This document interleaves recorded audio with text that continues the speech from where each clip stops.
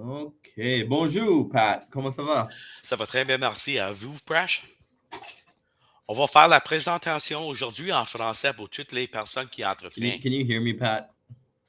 Yes, I can.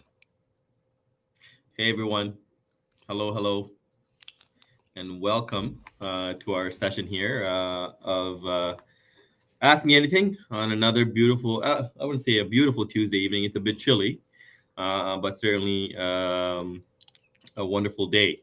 How are you doing, Pat? Can you I hear am me? doing well. I'm having a great day. I hope you can. I hear Can you. everyone else hear me? Maybe a thumbs up on the chat if you can hear me. Yeah. All right. Okay, so as I wait for my partner, it looks like he might be having some technical issues.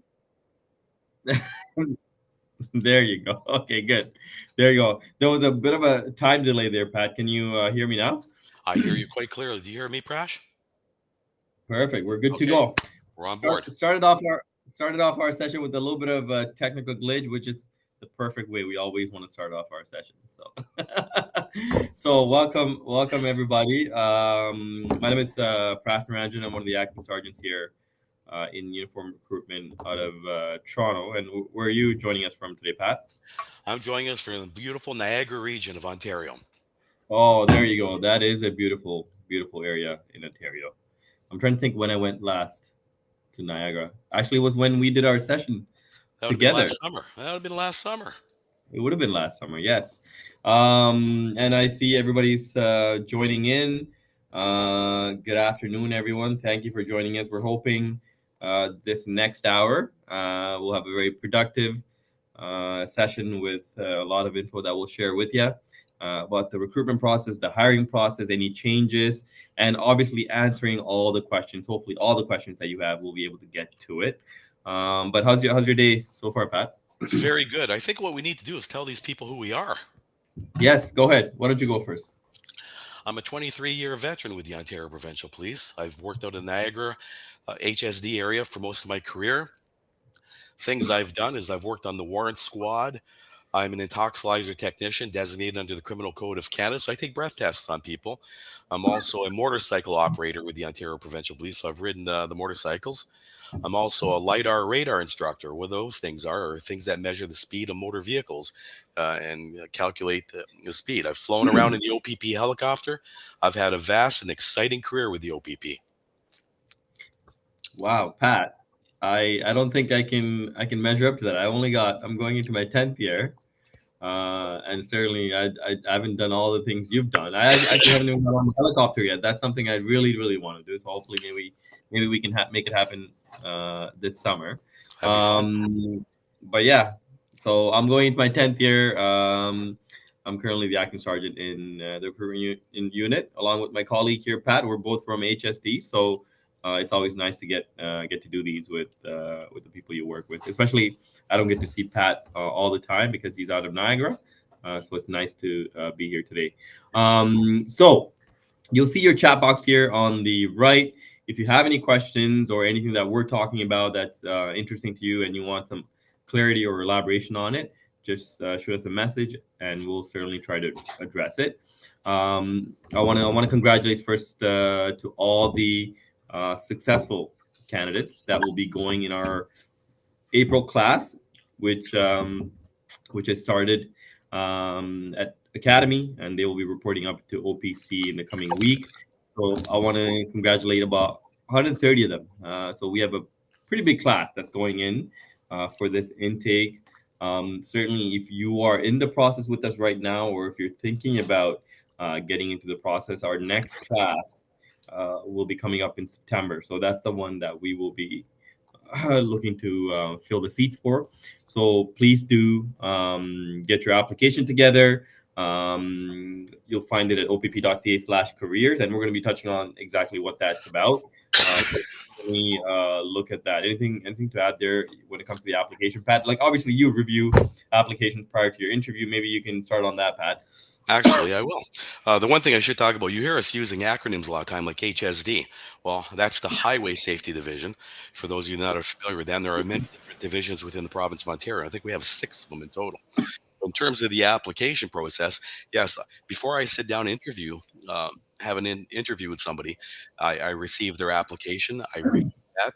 They're sending me a personal background questionnaire, a personal history file with other supporting and attached documents. I'm looking at their education level and things like that. So before I sit down with somebody, I'm looking at all those components that bring them to the table and have an opportunity to sit with me today to talk about a local focus interview and essential competencies to applying for this job. There you go. But I Sorry, what was that, Pat? was going to start talking about some of the minimum requirements they need to have Yeah, go ahead. for Please go ahead. okay with this. Okay, you got to be at least 18 years old. You have to be a permanent resident or a citizen of Canada to be applying for the application. The minimum education the Ontario Provincial Police looks for is at least a high school diploma or an adult equivalency diploma. Anything you bring to the table over and above that just adds more more enticement to us to bring you on board. Um, we look for somebody to have at least a valid G, has to be a full G, not a novice driver, G1 or G2, Ontario driver's license in good standing. Uh, no criminal record, or if you do have a criminal record, you have to have received a pardon before applying to us as well too. And one of the things that we look for that are probably most important to me is I look for somebody with good moral character, integrity, honesty, because that's who we are. I mean, we project Mhm. ourselves that way, and we have to walk the walk as well as talk the talk. Fluency in English is a must. I've had several application crash that people have applied to us, and the grammatical and spelling errors are a little disappointing. I mean, there are computers today with spell checks.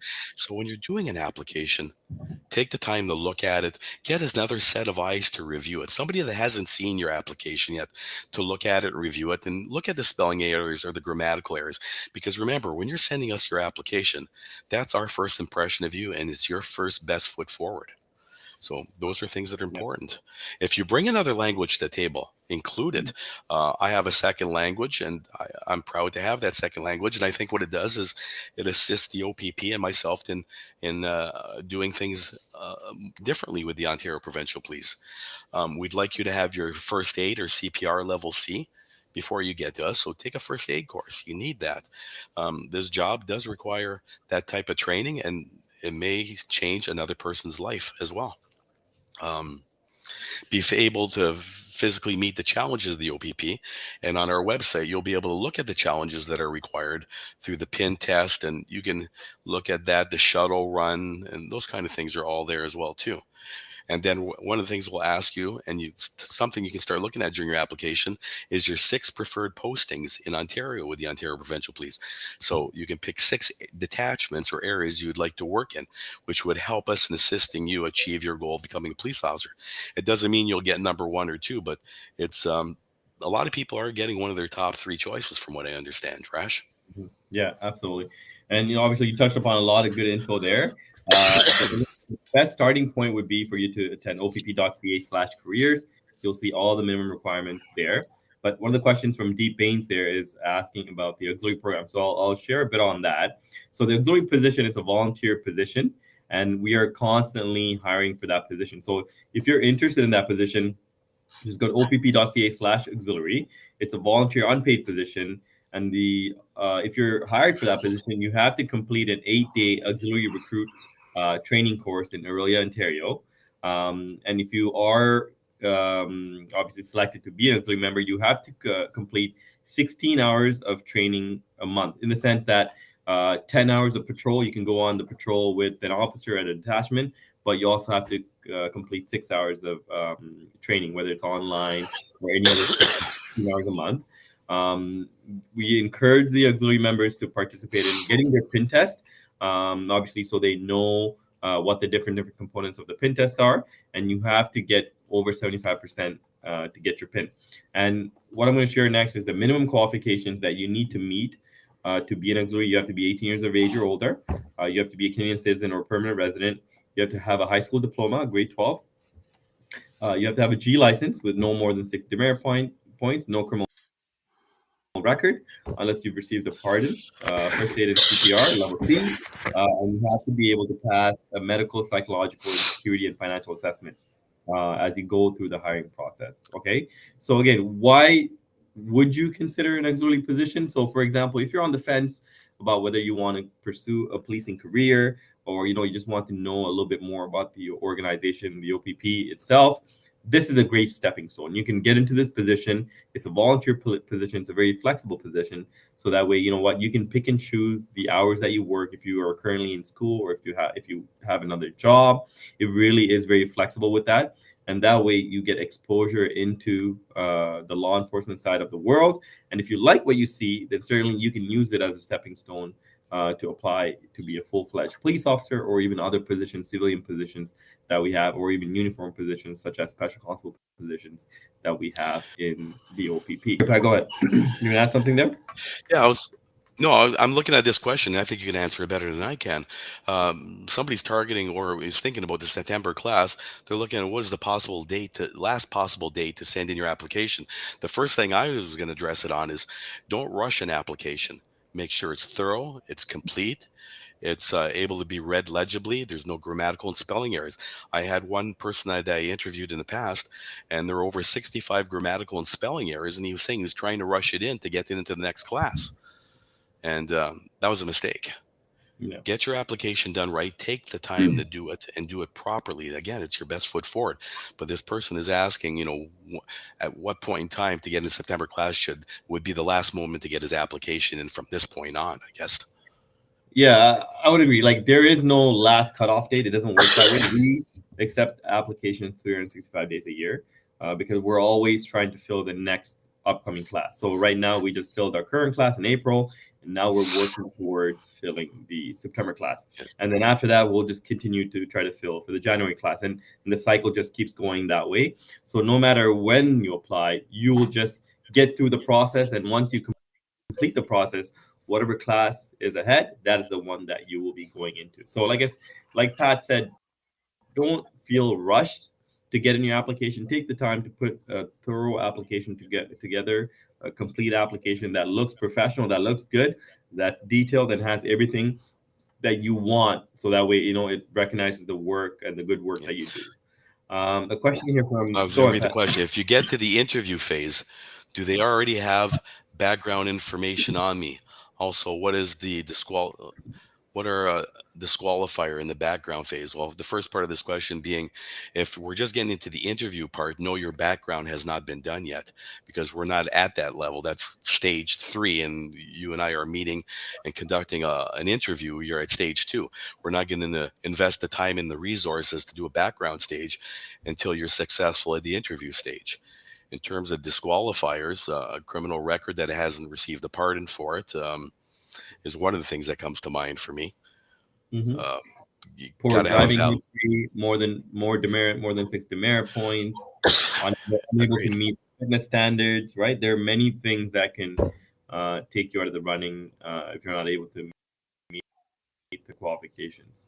Another question Mhm. is regarding the references. Oh, So the question regarding the references, the 9 references are essentially 3 personal, 3 work, and 3 educational references that we ask for when you make it to the interview stage. And we're just looking for their details, so their contact information. That's what we're looking for. And some people might say, you know what, I've been out of school for such a long time, and I'm not able to, track down the teachers or the professors. So if you can think about, maybe in your current workplace or wherever you volunteer, maybe there are people that do training or that teach you things. You can list them as your educators because they're in a capacity where they're teaching you. So that is something that we accept. And people that you worked for or worked with, certainly that can speak to your work ethic. We can list them as your employment references. And personal references, it can be people that that know you personally, that can speak to your character reference. You can list them as that. Okay, so that's what that is about. Hi, Crystal. Hello from London. There you go. We got to shout out London there. We got Crystal from London. Go on, Pat. okay. One person's asking about what the pin test is. Well, one of the components of the pin test would be doing push-ups, would be doing a 2.4 or 1.5 mile run or 2.4 kilometer run, a core endurance, and your flexation. All those components, there's a chart that you add up your scores and it gives you the total value of pin test. If you're interested in policing, pin test could be, you could research it. And I had one person I interviewed Friday last week that he wasn't sure about doing the forward flex to see how far you can reach. So he went on Amazon and bought himself a device to properly measure his stretch. Now, there's a person that's actually interested in employment with policing in general, but he's taking all the steps necessary to understand all the testing and what it takes to meet those requirements. So look up the pin test, and but there are four components. One, two, three, four. There are five components regarding this that you have to put together to assess a score.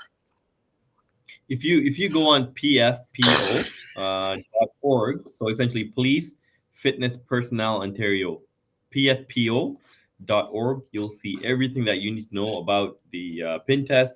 You'll see the chart that you would use to assess yourself, because it's based on age and gender, and it gives you the scales that you will need to meet, so you can kind of do all the different components of the test and then get the percentage out of 100. You have to get 75% overall to earn the pin. But like I said, go to pfpo.org and you'll understand exactly what you need to do. Okay. Would it make it easier to get the job if you have a criminal justice degree? I wouldn't say easier, but I think it certainly makes you competitive because you would certainly have a post-secondary degree.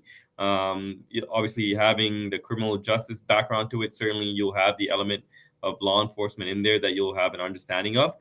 So certainly it will give you a benefit for sure. But I wouldn't say it would make it easier because we assess you on many other traits to make sure that you're a competitive candidate. Okay. The info session to Welland, and they're shouting out and hi. Hi back to you as well too. Uh, Oh, I want to take this one, okay. Pat. Okay, I got to take this one. So Brad wants to know if we can talk about the how long Oh, that process currently is taking, and what you need to be in the OPP, or how long you need to be in the OPP before attending the true selection, the tactics and rescue unit.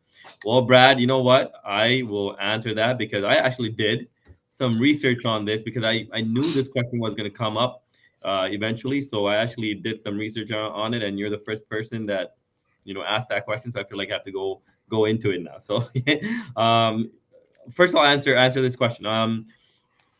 We're currently accepting experienced police officer applications. So certainly, if you're looking to transfer to the OPP, we welcome you with open arms. You just have to go on opp.ca /careers and look for the experienced officer application, because you'll see two there. One is the regular recruit application and then the experienced officer application. So you'll be filling that in and then you'll be submitting that to the OPP to start your process.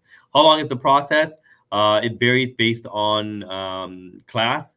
Unlike the regular recruit class, which is 3 times a year with a set date, EPO classes don't work that way. It's based on many other factors, including budget. Currently, we are filling an EPO class for the summertime. But if you do submit your application within the next month or so, you will probably be competing for a class that will be held in the fall time. There's many other factors that go into that process. Um, and your final portion of the question, they're true in terms of tactics and rescue unit. We have the tactics and rescue unit that work out of 3 regions in within the OPP realm. You have the East Region TAC, the Central Region, and you have the West Region. True. And essentially, if you're interested to know what that eligibility criteria is, essentially somebody that is very highly motivated, that's trainable, in terms of the specialties that they're involved in, to be eligible to even be considered for that process. You have to essentially be a police officer with 3 years of policing experience or more. You have to be able to finish your probationary period. So when you do come over as an EPO to the OPP, you would have a 1 year probationary period that you have to complete. And then essentially the selection process, how that would work for us is, it involves psychological testing, firearm qualifications,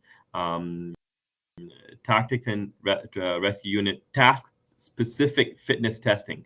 So as a regular recruit, you would have the shuttle run and the prep test that you would do. But when it comes to the tactics and rescue unit, there's a very task specific fitness testing, and I kid you not, it is not easy. It's very, very physically draining, physically challenging, but also mentally exhausting in terms of some of the things that they put you through. You have to be able to complete a medical and then go through a very intense, a 7-day process designated to allow candidates to for perseverance to succeed in a challenging environment, essentially for you to be evaluated, right? So certainly that happens once you get into the OPP. I actually think we have a true selection coming up in the spring of 2024. I think I just saw the posting for that. So, I'm sure many of our colleagues in the OPP will be probably putting in for it for those that are looking to get on it. But again, if you are interested specifically about what that process is, please reach out to me through the Uniform Recruitment Unit, and I'll be more than happy to go through it with you. So there you go. What do you think about that, Pat? Did I I've learned impress a you lot with about that the True info? Unit. Yes, Did I'm thinking to I myself, impress you with that he's info? reading. He's reading something from this. There's no way he knows this off the top of his head. That's the way I was looking at. Prash, Sally's asking if you've been fired from a job as a young adult, would that disqualify you? Oh, she jumped. Disqualify in the background phase. Not necessarily. We would talk to you during the local focus interview as to what was the firing about. Sometimes there's a conflict or a personality conflict with the employer you were with, so it would really be about why there is a parting of ways or why you were fired. So that would be something that we would speak to you about and investigate as well too. So no, it does not disqualify you regarding that at all. Yeah, and going off Sohaib here in terms of the valid OACP. If you have a valid OACP certificate, we will accept it, but you do not require it. So that's one thing different compared to many other municipal services. The OPP does not require a valid OACP certificate to apply. You can just go on the website opp.ca/careers, submit your application, and you're in the process. But if you have the certificate, absolutely, we will accept it, because when you do get that OACP, they also test for vision and hearing. So we will take that as part of your testing. And there's a gentleman asking about when do you do the fitness section for the before the application or after. Well, if you're applying to police services, especially the OPP, you should be physically able, ready to do the job. You should be at your fitness best when that application gets sent to us. It should be part of your lifestyle. So if you go on our website at opp.ca and you go to careers, you can print off our fitness logs, and you'll see all the different components we're looking for on our fitness logs, and try to address each point individually. If we're asking you for a 2.4 kilometer run, I would suggest you do a 2.4 kilometer run. I've had some people putting in a 3 kilometer an hour run, a 1 kilometer run.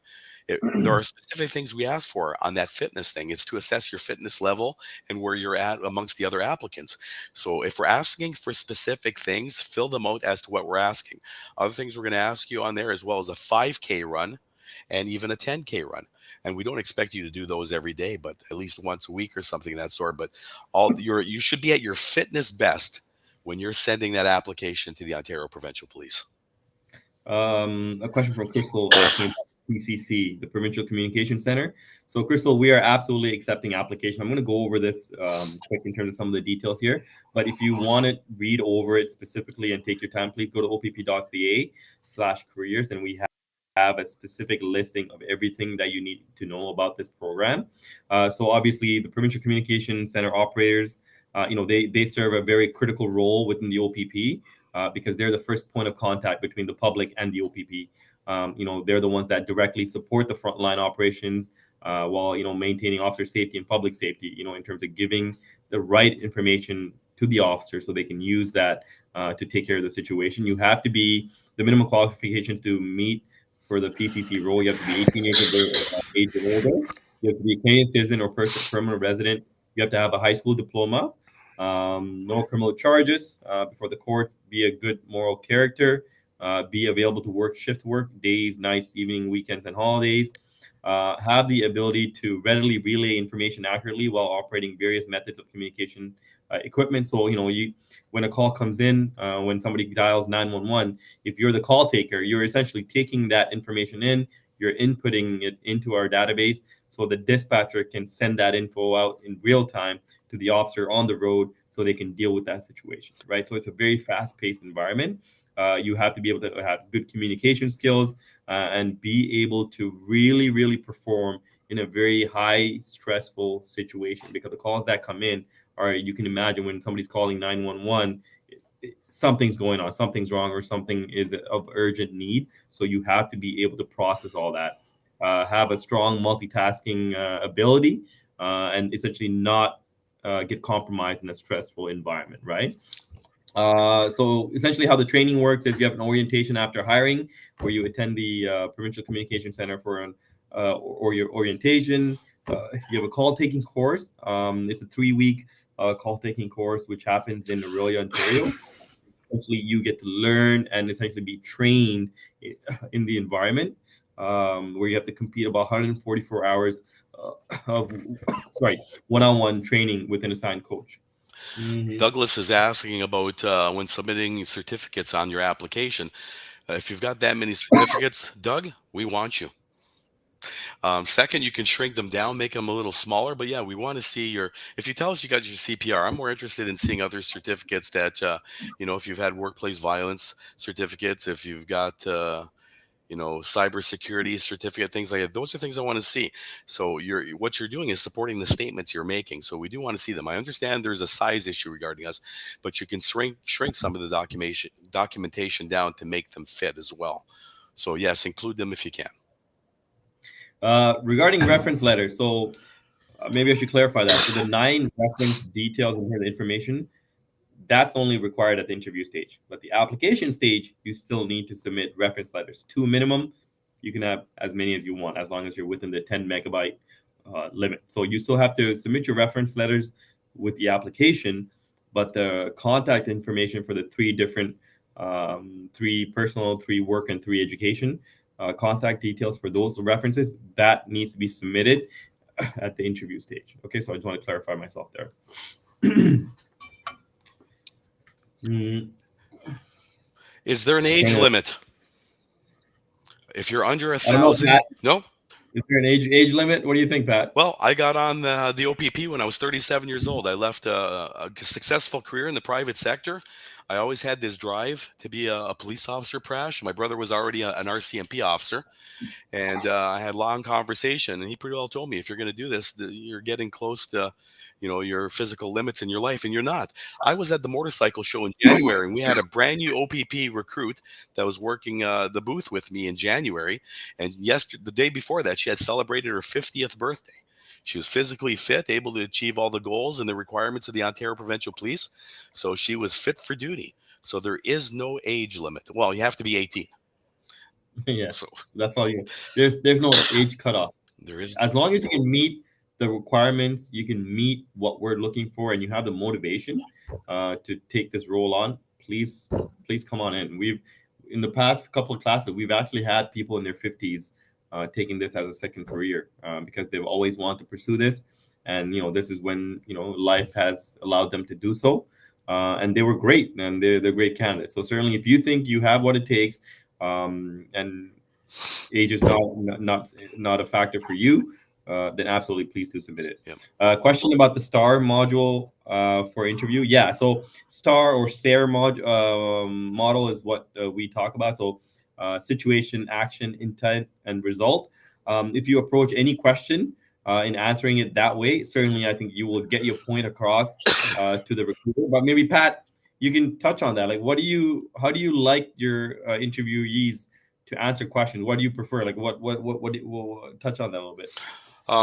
Well, if I ask them a question, one of the competency questions, I want to hear about that experience they had. I want to hear how they handled or managed the experience within their own personal. Did they use outside resources? They needed support systems to help them deal with that event.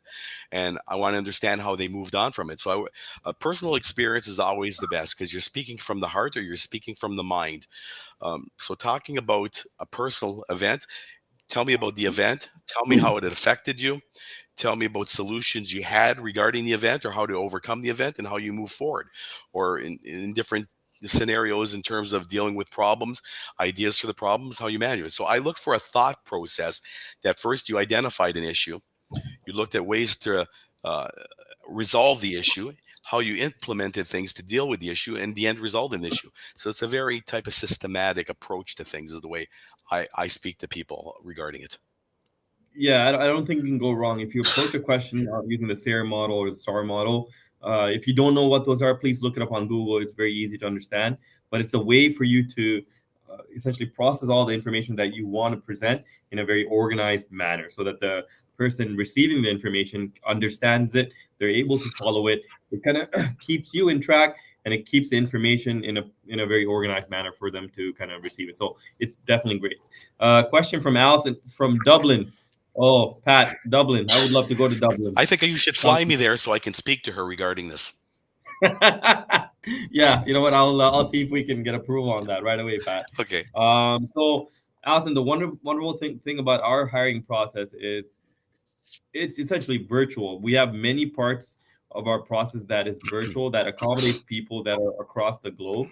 So if you meet the minimum requirements, certainly you're a Canadian that's out there for study purposes or work purposes. As long as you meet the minimum requirements, we will interview you. I actually interviewed an applicant from Taiwan about few weeks ago. They were there for a work purpose.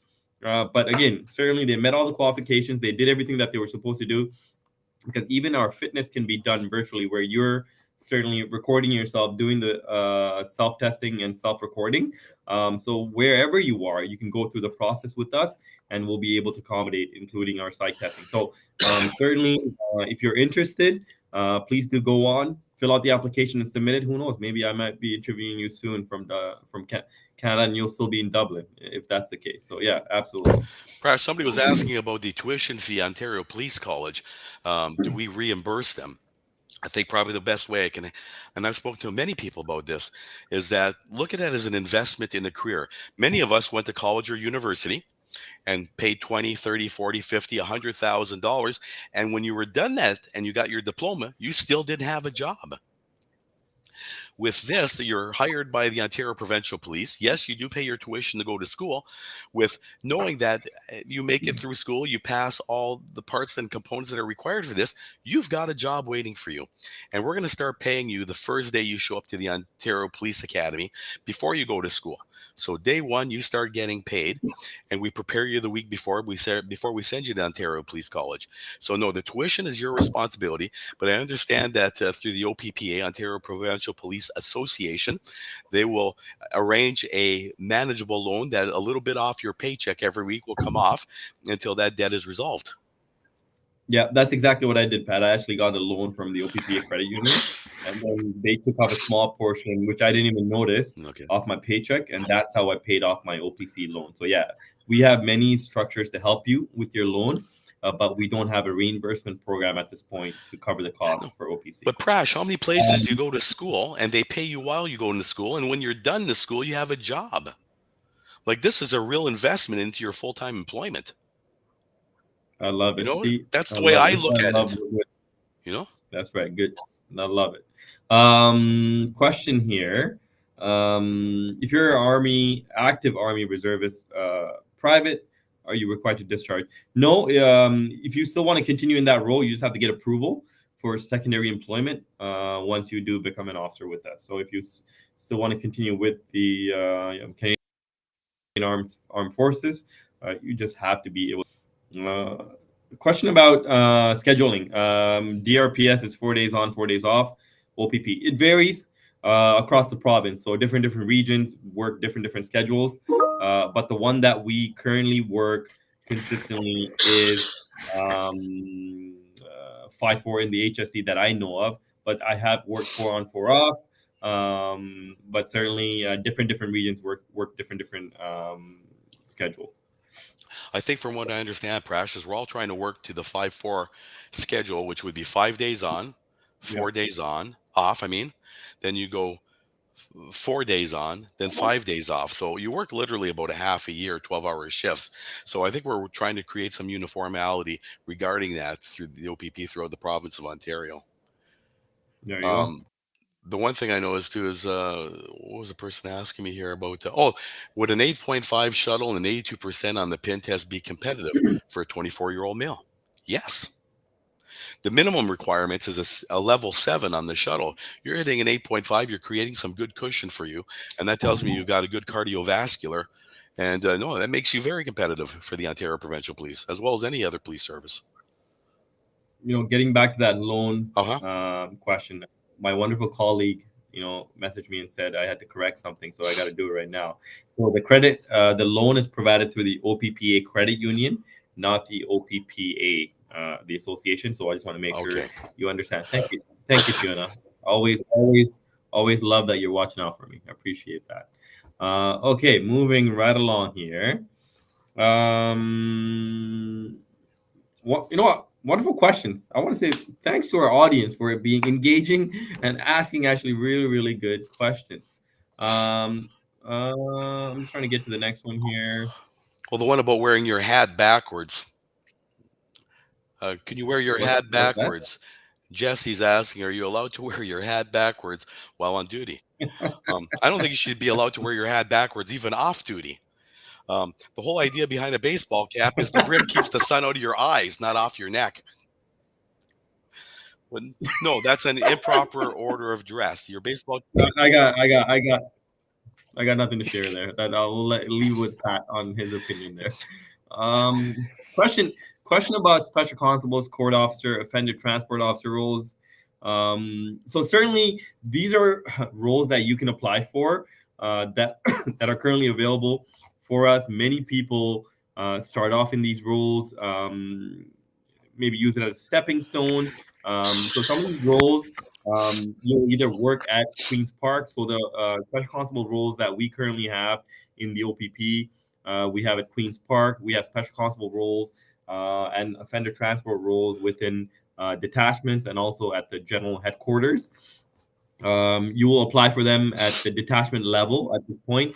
You can certainly look at posting on the Government of Ontario website or the OPP website where we post these roles. But again, it has training that you have to attend, mandatory training. You have peace officer status for certain things within that role. So you're not an armed, full-fledged officer, but you do have certain use of force that is available to you, and you'll get certain training on some of these things. But again, it will be dependent on what role you apply for and where you apply for. But certainly, if you want specifics on it, certainly reach out to us. I can always help you with that. Prash, Gavin's asking about is if there's any extra skills or certifications that can add to my profile to be a competitive candidate. I think this is one I find available to everybody, and it's free. On our OPP website, you can type in "Be the Bridge." What "Be the Bridge" is it's a little type of training program that you participate in and do assignments. You work at your own pace. There is no deadline. It talks about Indigenous schools. It talks about truth and reconciliation. And it talks about residential schools and what has gone on in the past. And once you've complete this type of certification, you get a printout, "Be the Bridge." What this does is it teaches you about the Indigenous communities of Ontario, truth and reconciliation, because the Ontario Provincial Police patrols Indigenous communities with our partners in the province of Ontario. So we need to understand and have a good understanding of truth and reconciliation and "Be the Bridge." So I encourage everyone to go out there on our website, type in "Be the Bridge," and create this at your own pace and time, and you'll be surprised at what you learn. So one of the other questions here about Sigma testing. So Sigma testing is a testing that you would do as part of the psych testing process. It's a timed 35-minute test. Essentially, what that test is assessing is your reading, writing, and comprehension of the English language. So that is what is being assessed at that test. You'll show up at a detachment. We conduct many of these testings here at the Toronto detachment, but you'll show up at the detachment close to where you live. and then you'll do this test, and it's a way for us to assess your reading, writing, and comprehension. Okay. Um, Another question about if my 1 year application is expiring in June 8th of 2023, and I submit my shuttle run before June 8th, will that be enough time for the September intake? Possibly, yeah, possibly. You're cutting it close, but certainly, if your file progresses through in a good pace and you get through each of the stages, certainly, yeah, absolutely. Because there have been times where we've hired people in 2 months and 3 months. So certainly, ideally, we say anywhere from 3 to 6 months is normal, but there are always exceptions to the rule, and we've hired people 2 months and 3 months also. So yeah, absolutely, it's a possibility. Here's a question from Alana asking about, just wanted to clarify, do we have at least three choices in regards to locations if we are hired? We're going to ask you to pick six places or six detachments you'd like to work at in the province of Ontario. Not just three, but six. And we're here to try to make it work best with you and what the operational needs of the Ontario Provincial Police are. But like I said before, many of the people get one of their top three postings. That's maybe where you got a bit confused. But we are asking you for 5 plus 1, six postings that you are interested in going to in Ontario. A question from Nate here. He's asking when the next prep test at Durham colleges. There hasn't been one in a few months. So yeah, so we try to do one, but certainly one of the requirements for us to do those testing and make it available is also based on certification and training. Yes, even us as police officers, we have expiries on our certification and training, so we have to be recertified and retrained for us to conduct these tests. So, Nate, we're hoping to do it soon. We're just waiting to get our training up to date, so that way we're properly certified to conduct those testing. So certainly keep yourself looking for the social media posts coming up, and when we have the next one available, we'll post it there. Okay. One person, what about detective positions in the OPP? Asked by Allison. I am assuming that a different process, but you usually have to become a police officer first. Yes, Allison, the way you become a good detective is by becoming a good police officer through the investigations of traffic, domestic assaults, all different occurrences as a constable. That's how you develop your skill set. And through years of developing that skill set is how you apply then to become a detective. And you're evaluated based on the years of experience you've had and the type of investigations you've done. So remembering, investigating 500 car crashes gets you a special skill in terms of asking people what happened, filtering out to their truthfulness and worthiness towards their statement. You develop a special skill set, which could lead you to go into detective work if you're interested in doing that with the Ontario Provincial Police. And Brian's asking, how in depth is the financial investigation at the background investigation stage? So again, the whole point of that assessment is to make sure you're an individual that is responsible with your finances, an individual that's responsible with their accountability. So we want to make sure that when you take on this role, this role comes with a lot of authority, a lot of power, a lot of access to a lot of information. We want to make sure that you're not in a position where you could be easily compromised, or you're not in a position where you're easily swayed to do the wrong thing. And finances and money is a big thing that can really sway people to do things that they maybe normally might not do. So that's why it is a factor that we assess, and the background investigator will go through it. They'll just look at all the different things. Again, I'm not saying you can't have any debt or you can't have any loans. That's not the case. We all have loans and debts. That's just a normal part of everyone's life. Mortgage, credit card bills, all these things. School loans or vehicle loans. All these things are a normal part of their life. So we're not saying you need to have a zero balance on all these things, but we want to see some of the other things that maybe might be impactful to you. So we go through everything, but certainly you'll get a chance to share and justify why you have some of these expenditures to the background investigator, and they will make a determination on that. Okay, so that's hope that answered your question there. One of the questions by Stephen, who should we address our cover letter to? Manager of Uniform Recruitment, or to the Ontario Provincial Police or Uniform Recruitment Unit? Any other suggestions regarding Bash? Who would you put the cover letter to? I No, I think think that's it. I Manager of direct recruitment. Yeah. yeah. That's what I directed to. I think to manager of uniform recruitment is what I Yeah. directed.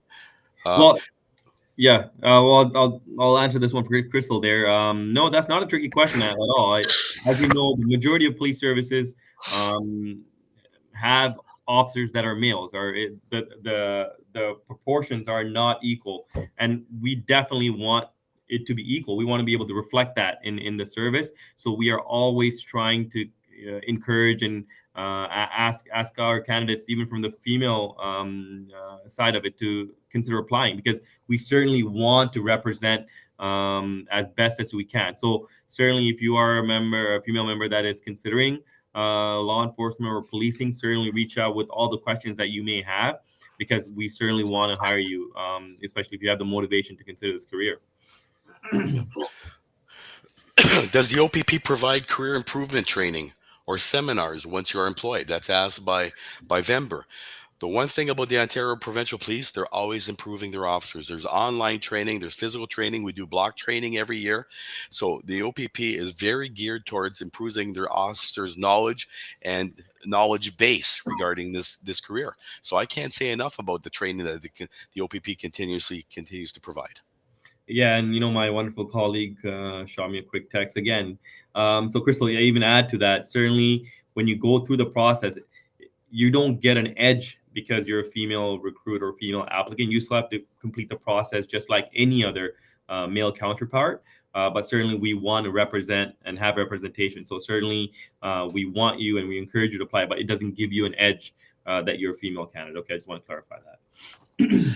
Uh, Andres, can experience in law enforcement, in other words, a security job, perhaps, make you competitive with our fully finishing post secondary? Um, It could. I always encourage everybody to finish their education, always.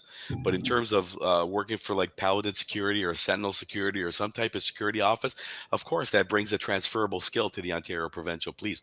Anything that's geared towards enforcement. One of the persons I dealt with a few weeks ago worked parking bylaws for the city of Toronto. And that's a skill set he brings to the people. When you say why, it's not really policing. He deals with enforcement. He deals with people that may be confrontational in the type of work he's doing. So he learns a tactical communication skill on how to work with people that are perhaps frustrated or upset regarding getting a ticket for parking. So no, that's a very transferable skill.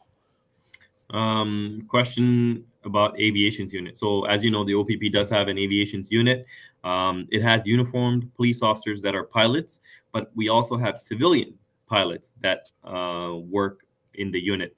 So, if you're somebody that is interested in that unit, you have both options. You can apply as a police officer, become a police officer, and then join the aviations unit, or you can just apply directly as a civilian member without being a uniformed police officer.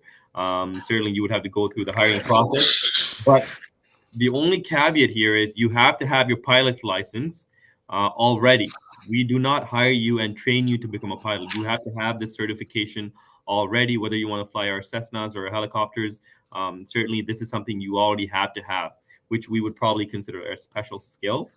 And it's funny, I was actually with one of our pilots a few weeks ago, and they're actually retiring. He's a uniform member, so maybe this is your call. It's not a big unit. There's probably less than 15 people that work in that unit because it's such a specialized stream. But if you have that skill set, if you are a pilot right now, certainly you can become an officer and a pilot, or a civilian and still be a pilot with us. Okay. And one person's asking, could you apply to different services at the same time? Yes, you can. Hmm. There are many people that are applying to us in different local services at the same time. Hmm. So that's not a problem. How long does it take to hear back after an interview? Usually, when we finish our interviews, we write a report up and we submit that for review to the manager. And I would say, we're pretty good. We're pretty thorough and we're pretty quick in terms of the turnaround time. You should hear back within a week, if not just over a week. Okay. Mm, 10 more One, minutes. Can't no, believe it's 10 more minutes already. this is flying. I'm having a blast. I applied to the RCMP pre-cadet program, which is 3-week program for people who want to be police officer. Does that count as experience?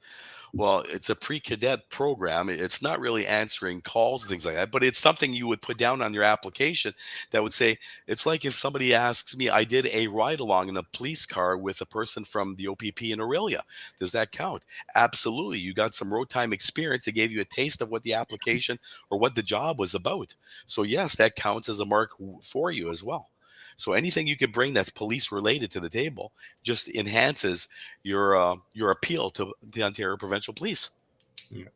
How would you question here? How would you complete the pigment testing overseas? So there is a virtual version that is in the works. We don't have it yet, but certainly there will be other ways that we would do it. Especially if you are a successful candidate, it would be a testing that when you do report for duty, we might make you do after you do come and join the training because like any process, you're on probation for a year, and that is also a testing that you will have to probably complete if you do become a successful candidate and you show up to work here. Okay. Um, I'm trying to get through this other one. Uh, Sorry. Question here. I was recently rejected after submitting my fitness video. I hadn't been contacted in a month, and so I reached out, and then I was rejected 30 minutes later. It felt so robotic. Is that fair to be dissuaded? So Max, I don't know specifics. I assume you're talking about the OPP fitness process. Maybe there might be something that I'm not understanding about exactly what happened here. So usually, how it works is the only reason that you would be rejected in the fitness process is if you don't meet level 7. If you don't meet the requirement, you would be essentially deferred, and you're given more time to work on your fitness to meet level 7 within a 1 year calendar period of when you submitted the application. So again, I probably would need a little bit more information about what your particular scenario is, then I can look into it. But certainly, you're more than welcome to reach out to me at the Toronto detachment and have a conversation with me. I'd be more than happy to answer that for you. Okay. I have a disability that I stammer or stutter while speaking. Will this affect me getting hired?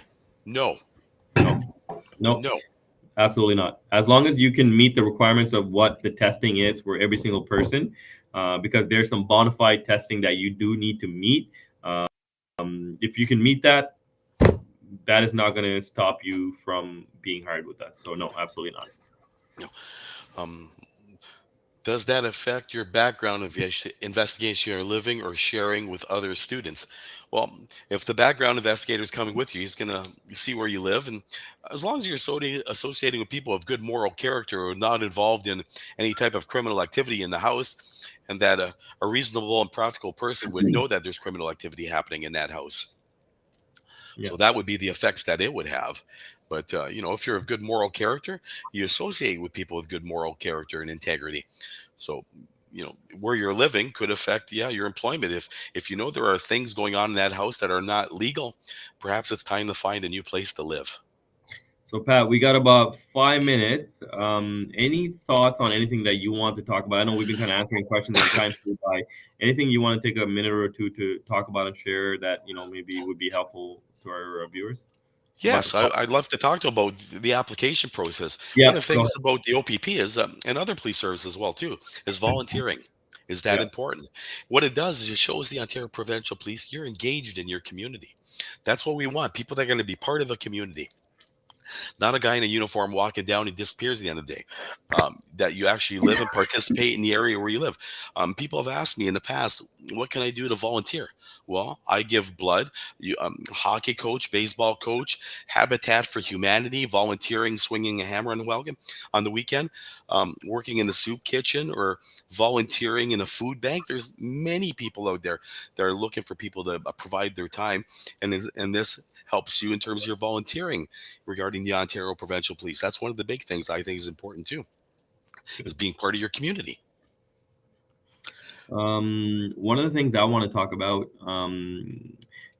as every year we have Police Week that we, where we recognize and promote and share information for all the things that police officers stand for. And this year is no different. We're actually planning something an event for Police Week. We haven't officially promoted anything yet, but certainly we will have an event across the province in different regions. But certainly in the GTA, we're planning a superb event coming up in May. So you know what, more info with dates and times and locations will be coming out in the coming weeks. But certainly, if you are available to attend, I would really highly encourage you to do so. Many of the recruiters will be there, but we will also have many of the specialties for the OPP and a lot of hands-on experience in terms of what you need to know, what you need to help you, and what you need to motivate yourself to get going on this. So I'll just leave it at that. Certainly keep an eye out for all that info on our social media feeds. And hopefully, we'll see many of you there in the coming month. Yeah. One thing I will talk about is there's an information session on April 26th. That's April 26th at 6 o'clock.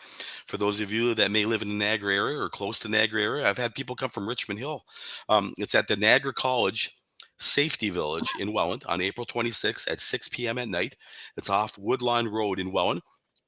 It's an information session, and I go over all the areas of assessment with the OPP, speak about the application process. I talk about how diversified the OPP is and all the different types of position, who we are, where we're going as a police service.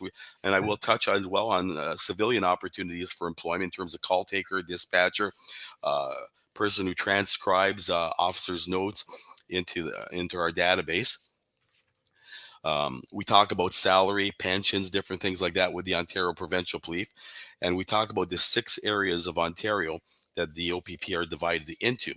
And we talk about duration postings, what that means, and your ability to come back and have first opportunity to your next selected position. We're going to talk about the fitness requirements at this info session as well too. Talk about the shuttle run. We'll talk about all those things and the fitness logs. So when you're looking at our fitness logs, the other thing I want to talk about, Presh, I think is really important. We ask a lot of times, how did you engage with the Ontario Provincial Police? Get yourself a little binder with a pen and ring and write down, today I attended an info session on April 18th, and I listened to Acting Sergeant Prash Naranjan and Constable Patrick Massey. Write that down. That's how you engage with us. You've watched videos on YouTube. You engage with us on Instagram. All the things you do, keep it in a logbook, because at some point in time, the question may come up, how have you engaged and learned about the OPP? And you'll have a book to refer to. It's like keeping a notebook for a police officer. It keeps track of our activities every day. And I think that's another little good tip for you to start doing yesterday. There you go. If you love hearing Pat talk, then you definitely got to go to his session coming up, because he will be very thorough and detailed with everything he shares. So in wrapping up, we do the AMAs, Ask Me Anything, every Tuesdays at 2 to 3, and usually every Tuesday you'll have different presenters from different regions, so different recruiters, and sometimes we even have special guests that join us. So please hop on every Tuesday at 2 p.m. And certainly answer a lot of questions. I know we weren't able to get to all your questions today, so I do apologize. But certainly we'll have another session, or even if you come to one of our info session, we can certainly do that. But last thought, Pat, I want to say, it's the Leafs playoff game tonight. This year, it's the year, Pat. This is the year. I've This been is saying the that year. since 1967.